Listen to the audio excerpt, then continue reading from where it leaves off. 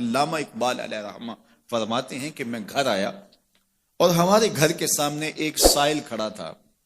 سائل چوں قضائے مبرم ہے، جس طرح قضائے مبرم ہوتی ہے ٹلتی نہیں ہے، اس طرح وہ ٹلنے والا ہی نہیں تھا. میں نے اس کو لا کہا بابا چلا جا معاف کر، لیکن وہ ضد کر کے گھر کے دروازے کے اوپر کھڑا تھا. میں لاؤبالی کی عمر تھی تو سکول سے آیا تھا، میرے ہاتھ میں چھوٹی سی چھڑی تھی تو میں نے اس کے کاسے کے اوپر ماری تو وہ کاسا ٹوٹ کے گر گیا اور اس کے اندر جو سارے دن کی ریزگاری جمع کی تھی وہ بھی بکھر گئی. تو کہتے ہیں کہ وہ ریزگاری اکٹھی کرنے لگا اور میرے والد شیخ نور محمد اندر سے کہیں دیکھ رہے تھے تو وہ باہر آئے. انہوں نے وہ ریزگاری اکٹھی کر کے اس کو دی اور اس کو اور پیسے دیے اور اس سے معذرت کی اور اس کو رخصت کیا اور مجھے بازو سے پکڑ کے اندر لے گئے. اقبال کہتے ہیں میں نے ساری زندگی اپنے والد گرامی کو یوں بلک بلک کے روتے نہیں دیکھا تھا. میرے والد نے مجھے بٹھا لیا اور کہنے لگے کہ اقبال، اگر قیامت کے دن رسول اللہ نے پوچھ لیا کہ تیرا بیٹا فقیروں کے کاسے توڑتا تھا تو بتا میں حضور کو جواب کیا دوں گا. تو کہتے ہیں کہ بس وہی لمحہ میری تربیت کا تھا. بلکہ اقبال پھر ساری زندگی کہا کرتے تھے نام تو از پدر آموختم، حضور آپ کا نام، آپ کی محبت میں نے اپنے باپ سے سیکھی.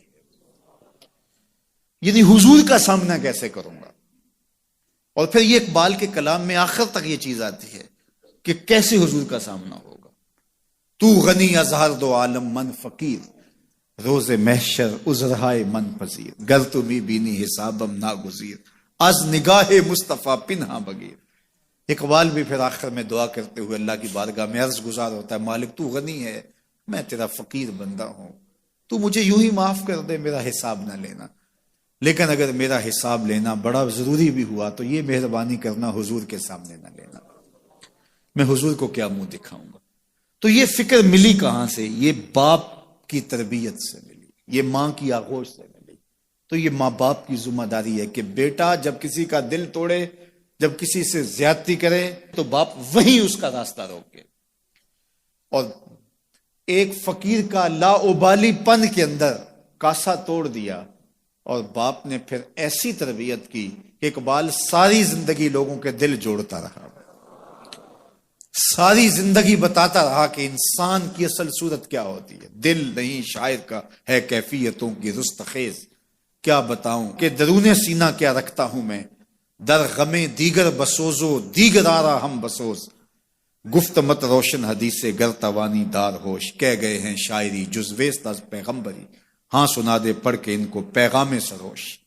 وہ کہتا ہے دوسروں کے غم میں جلنا اور پھر اس غم کو جہان میں پھیلا دینا، اسی کا نام شاعری ہے. پھر اقبال نے وکری شاعری کی. شاعر تو اور بھی ہیں لیکن اقبال کہتا ہے شاعری از مثنوی مقصود نیست، بت فروشی بت گری مقصود نیست، کشتائے انداز ملا جامیم، نظم و نثر او علاج خامیم. وہ کہتا ہے کہ میں یہ بت نہیں بنا رہا کہ یہ غزلیں تراش کے اور یہ نظمیں تراش کے لوگوں سے داد وصول کرو. بلکہ کسی نے اقبال کو کہا یار کوئی غزل تو سناؤ، تو اقبال رو پڑا، کہا حضور میں اپنے شعروں کی داد قیامت کے دن آپ سے ہی لوں گا.